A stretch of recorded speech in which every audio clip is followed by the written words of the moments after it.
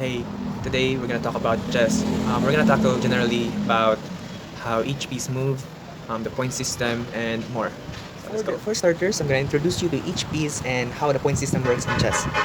So in chess, this is a pawn. So pawn is worth 1 point. The next one is the knight. The knight is worth 3 points. And the next one is the bishop. The bishop is worth 3 points again. And this one is the rook or the tower worth 5 points. And this one is the queen, 9 points. And this one is the most precious piece in the board. It has no points because if you capture the king, you will automatically win the game. Okay. So in chess, this is our board. It is an 8 by 8 square. We'll alternate colors, and as you can see, I'm gonna explain later why is it important that we have alternate colors. Okay. So this is how you arrange the pieces accordingly, and in chess, the white pieces always moves first. The objective of this game is to capture the enemy's king, and if you're on the losing side, you have to protect your king with all your might. I'm gonna show you how each piece moves. So when you move a pawn, you have an option to move 1 square or you can move 2 squares. Only on the starting line you can move 2 squares. So if you move 1 square, you cannot move 2 squares. Okay.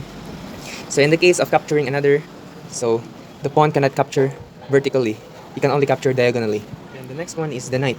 So the knight has a short L movement that looks like this. L. L. So in the case of capturing another knight or another piece, you can only capture in an L shape again. Next one is the bishop. So we have two different kinds of bishop here. The light squared bishop, which means the bishop is on the white square, and the dark squared bishop, which means the bishop is standing on the dark square. They can move only diagonally, and they can capture diagonally only. Also, I mean. Then the next one, we have the tower. So the tower can only move vertically or horizontally. He cannot go diagonally. He can only capture the, vertically or um, horizontally. And then the next one is the queen. So the queen is the strongest piece on the board. So she can go either diagonally with any length. He can go vertically, but he cannot go the L shape of a horse. So he can also capture only vertically, diagonally, horizontally.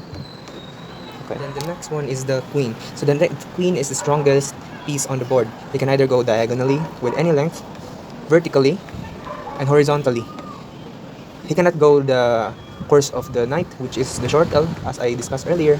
They can only capture on the different moveset that she has, like vertically, diagonally, and then horizontally.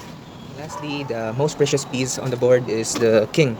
So the king either can go diagonal, vertical, horizontal, and more, but he can only go 1 square at a time.